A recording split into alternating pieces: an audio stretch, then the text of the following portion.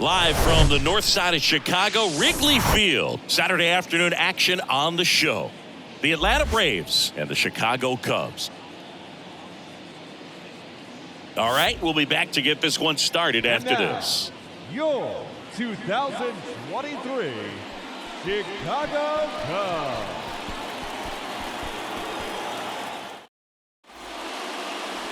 So 2 down, Trey Mancini, the next Cub to hit. And Boog, I'd say he's due.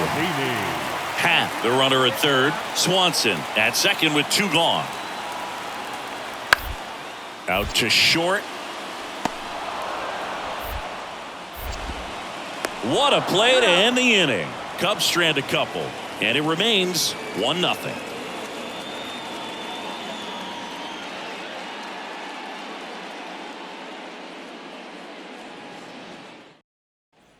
Here's a speed threat, King Tejada. 2 homers in the game yesterday, so he's feeling good coming in. Oh, look out here. He's going to come up ready to swing in this situation.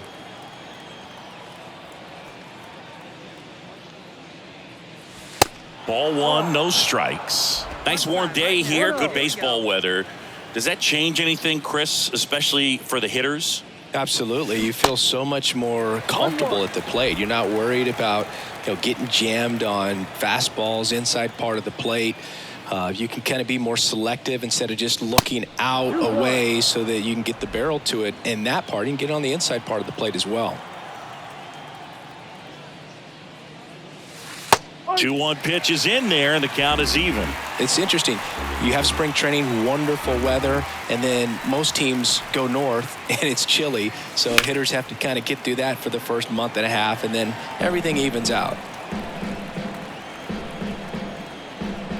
And the pitch.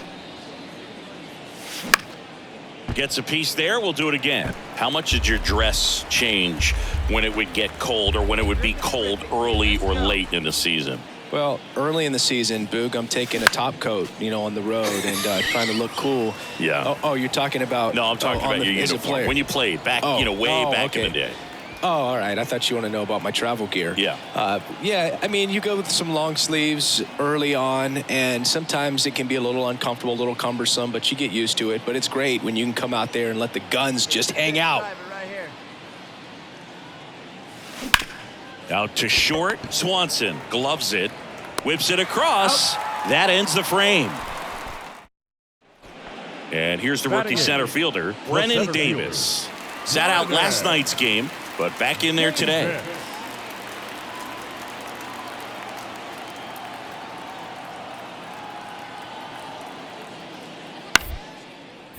Right back to the mound. Could be an easy 2. To second, there's 1. To first, not in time. Great effort there. Here's Hosmer. Grounded out his first time. And now the lefty. Bounced up the middle. Can't glove it cleanly. There's 1. On to first. Safe. So they get 1, but a really nice try there. Well, an aggressive slide right there at second base, but that's a legal slide. I like that because you're trying to do whatever you can to break up the double play, and it looked like it had an effect on that throw just a little bit. Couldn't get enough on it to get the second out at first for that double play. Nice. So 2 down, King Tejada getting ready to hit. He's 0 for 1. Pretty amazing athlete this guy is. Power and speed, quite a threat. I mean, you're talking about someone that could steal you a bag and go deep. Bo Jackson, anyone? And first offering is fouled off. Yeah, he's like Mike Trout. You figure whatever you put in his hand, whether it's a bat, whether it's a golf club, whether it's a basketball, he can do it and get it done. And a rare talent, so much fun to watch. Velasquez makes a nice running catch. Now it's Eric Hosmer. Nobody out. Runner at first. Hosmer.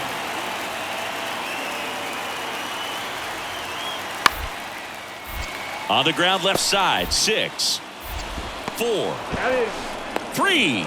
And they turn the double play. Now batting, shortstop, Dansby Swanson. Now in for the Braves, King Tejada. Got to be careful with a slugger like this because he can turn it into a 3-run game in the blink of an eye.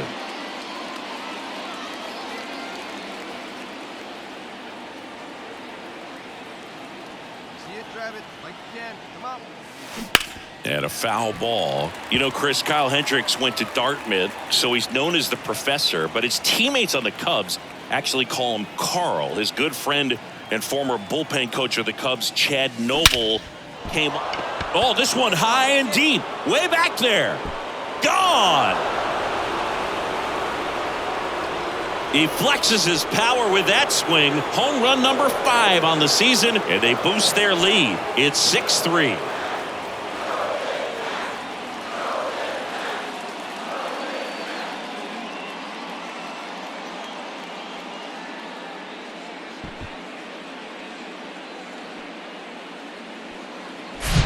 At this level, you got to be good. Sometimes you got to be a little lucky. That was a pretty nasty pitch. Sinker on the outside corner, but he did a great job of covering. One gone, runner at first. King Tejada next up for the Braves. He's already homered here in this one.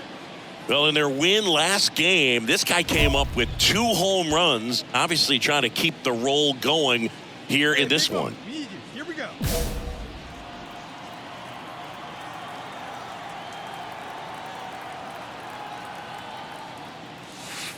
First pitch, not close. Yeah, he's so fun to watch as a hitter. Bats from both sides of the plate, and he's so rare in that he really makes a lot of contact batting both righty and lefty. And, you know, it takes a ton of time in the cage to maintain both of those swings.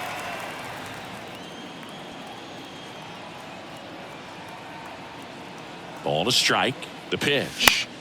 Fought off foul. You know, but one thing about being a great switch hitter, it's so tough to keep both of your swings sharp. I mean, sometimes it can feel like a long time in between at bats against a lefty or vice versa. You can work on both swings, but there's only so much a guy can do in the batting cage.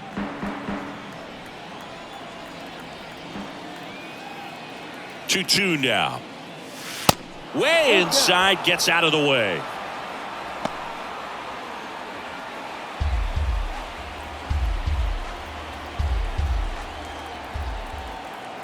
Come on, big dog, we need you.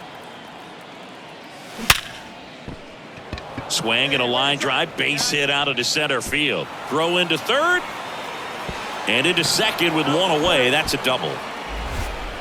Well, Singy, he is locked in there. Well, he's really slowed the game down, and it's like he's moving in full speed and everybody is a step or two behind. The way that he squared up that baseball tells me that he is seeing it like a beach ball. Here's Sean Murphy. He's built his reputation as one of the top framers in the sport. The pitch. Bounce to the left side. Slings it across, and there are 2 outs.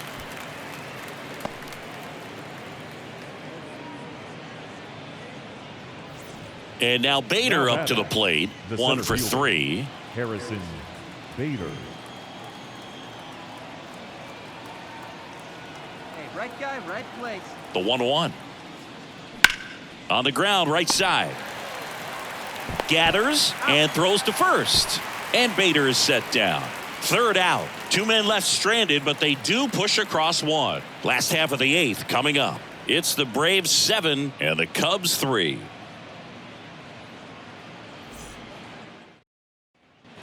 One down. And next for the Cubs, Luis Torrens. 1 for 2. There we go, guys.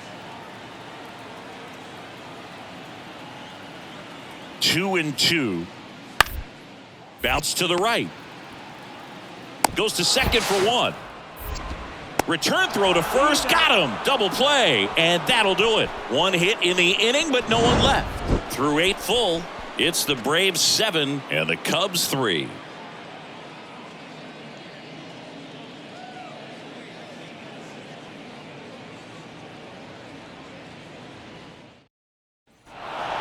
When you win 5 in a row, the confidence just goes to another level, and you start to gain this momentum, and you think that you're never going to lose a game again because things are clicking up and down the lineup. Pitchers are pitching, guys are making the plays defensively. This is the kind of feeling, it's not going to last all season long, but you want to ride it as long as you possibly can, perhaps push it up to double digits. 7-3.